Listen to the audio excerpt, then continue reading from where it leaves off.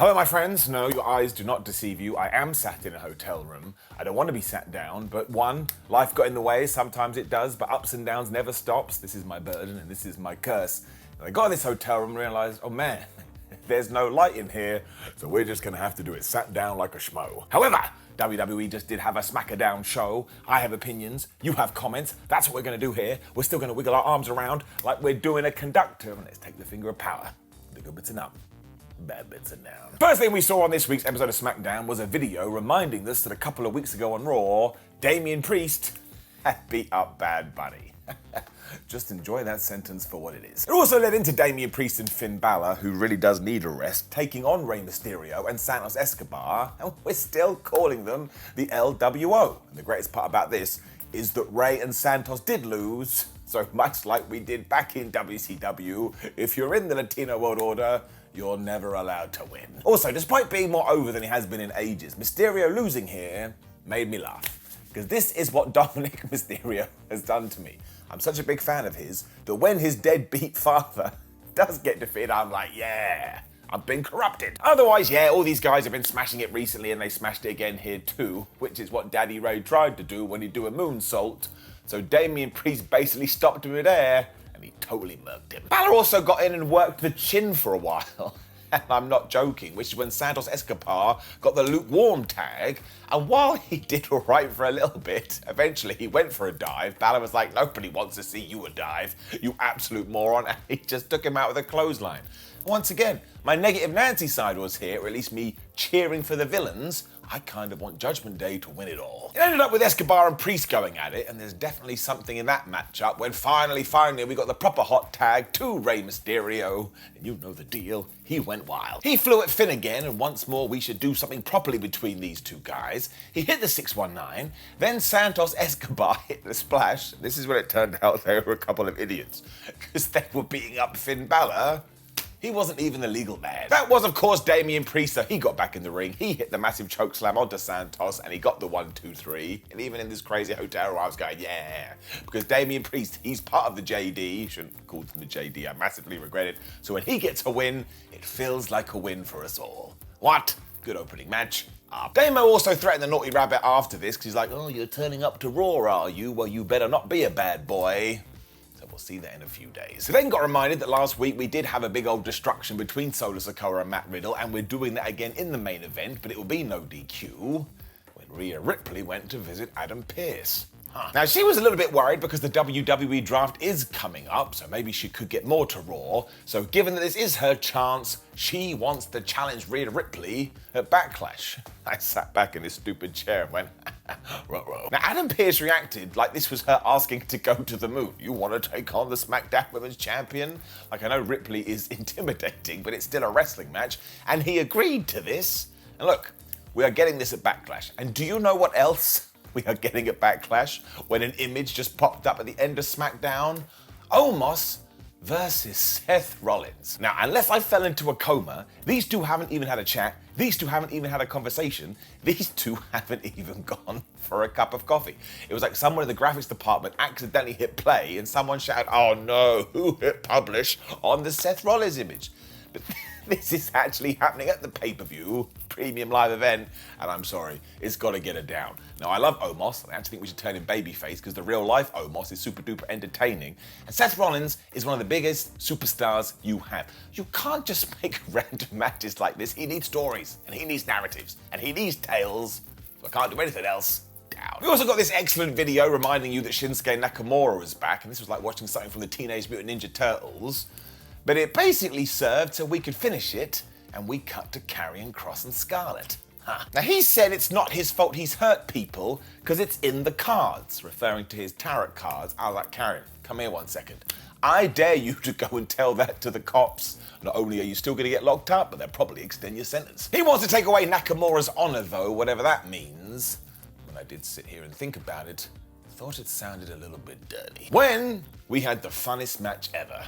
I am serious. It was Ricochet and Braun Strowman taking on the Viking Raiders, and look, whoever decided to put Braun and Ricky together deserves a massive round of applause, because they have been such an entertaining tag team, but something happened here and it absolutely floored me. Because as they do enjoy doing, at one point, Strowman was going to throw Ricochet into the Viking Raiders. So he grabbed him on the apron and he tried to do it, and Ricochet missed by a mile. So it looked like Braun Strowman mid-match had just gone, man, I'm fed up of this. I want to be a bad guy. I was laughing. Now look, mistakes happen. Ricochet still did a bunch of Wrestling 2023 dives after this, and he saved the spot. It's one of the funniest things I've ever seen in my life. Because if you'd never watched wrestling before, you would have just thought Braun was a massive dick. I swear everybody in this just wants to have fun like Cyndi Lauper too. And even though Valhalla kept casting distraction, didn't work at all. In fact, at one point, Braun Strowman just looked at her like, nah, not interested. So instead, we finally got it right when Rick was hurled into Ivar, when we did that crazy move, when Ricochet stands on Braun Strowman's shoulders, and he did a senton, and they got the 1, 2, 3. Now, the cool thing here is the commentators kept talking about, oh, maybe they will go after the tag team championships, and I actually think they should. They've been on such a good run. I really like them, organically, as a stupid word, up. And it was kinda the same for the women's tag team title match.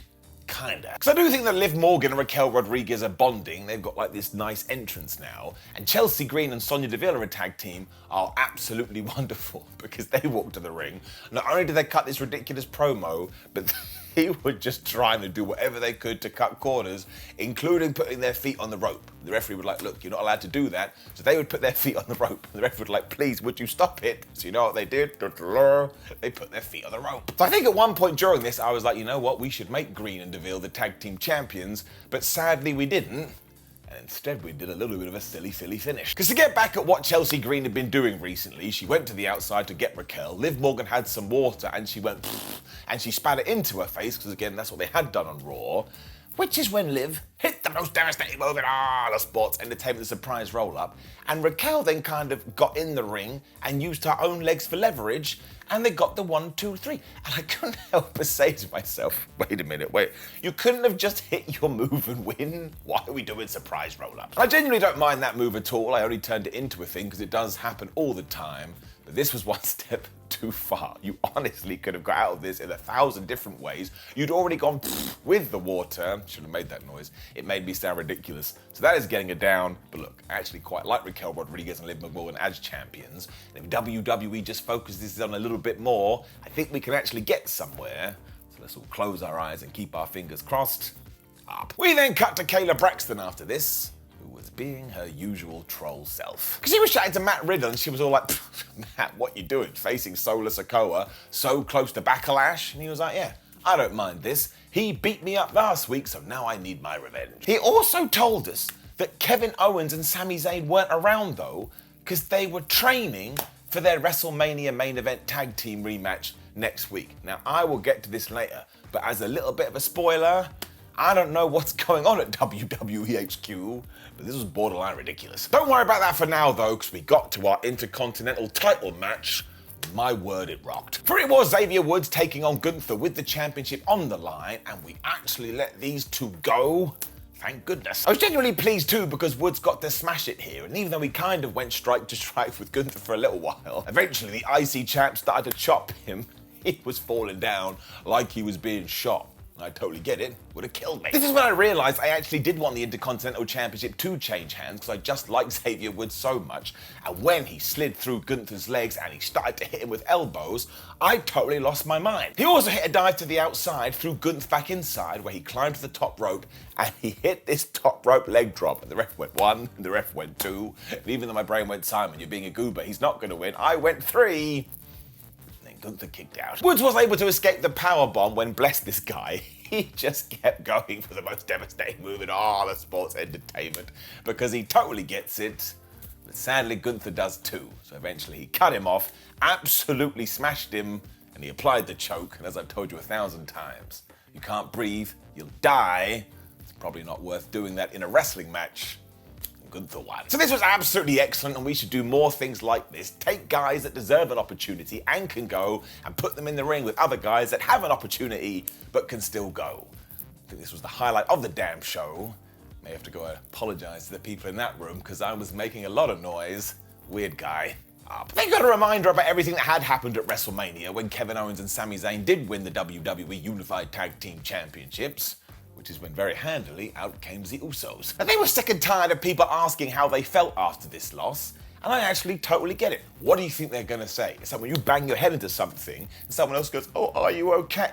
Do you think I'm okay? Look at this head, it's the size of a peach. They promised that they would win back the championships, and between you and me, I'm a bit worried that WWE is going to do this, especially because they said we'll do it for Roman Reigns when they introduced the Enforcer, and out came Sikoa. It also meant that it was time for our main event when Solo was taken on Matt Riddle in a no DQ match. Once again, the matches on this episode of SmackDown, it was great. It was also a solid 15 minutes so you could really get into it, and we had kendo sticks, we had chairs, we had massive suplexes onto the chairs. Poor Alan, the announce table was being used as a burial ground. This is out of control. We also had Matthew jumping Solo at the start of the thing, which I always appreciate, because do not forget what Sikoa and the Bloodline have done to that man.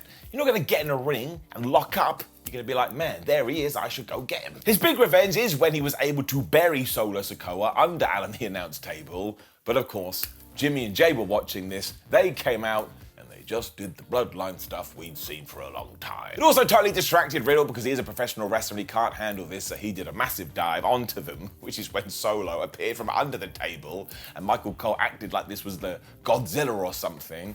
And they got in the ring. Solo actually hit this amazing sort of flying solo spike thingamajig, although I think Michael Cole called it a clothesline. And he pinned him for the 1, 2, 3. And then the Usos are back in the ring. 1D through a table. And the whole time I was just staring around this weird room going, where the flub is Kevin Owens and Sami Zayn? I am going to give it up to the match because, man, did they put it in here. It was like a premium live event encounter. But there was no explanation as to where Sam and Kev was, unless I missed it. And if I did, let me know in the comments below. But apart from Riddle saying, oh, they're getting ready for their tag team match, which didn't seem to bother Jimmy or Jay, you cannot do stuff like this. For months they have been saying this Bloodline, it's a huge problem. Should we go to the show tonight to make sure they're not a problem? Nah, I just want to play Nintendo. Don't want to be that guy, but sometimes it's right here in your face. Let's get it down. Other than that though, I did massively enjoy this, and you can kind of see we are holding a little bit of time before we get to the draft. However, that's next week. Backlash is just around the corner, and I think hopefully WWE turns a bit of a corner with that, because no more Omos versus Seth Rollins things out of nowhere. I don't get what we're doing. It's still getting it up. Now, please do leave a comment below and let me know what you thought about last night's episode of SmackDown. Like the video, share the video, and subscribe. And you know the rest. We're on social media at WhatCulture WWE and Simon Miller 316. We have a website, WhatCulture.com. There's something else. Forgotten what it was. Oh, watch other videos. Rampage will be live tomorrow because it has been moved to Sunday or Saturday night, so we'll do it on Sunday. And I think that's it. Let's all rest now. There we go. That's nice. Goodbye.